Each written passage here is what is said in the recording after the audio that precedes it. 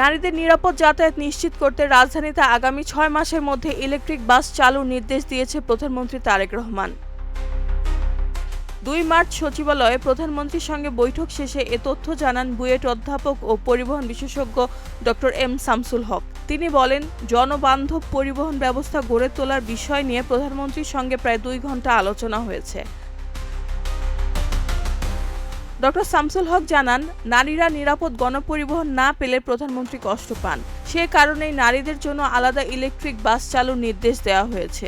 শুধু যাত্রীই নয়, এসব বাস চালকও নারী হবেন বলে জানিয়েছেন তিনি। এছাড়া গণপরিবহন ব্যবস্থার উন্নয়নে দ্রুত গতির রেলভিত্তিক যোগাযোগ বাড়ানোর কথাও বলেছেন প্রধানমন্ত্রী।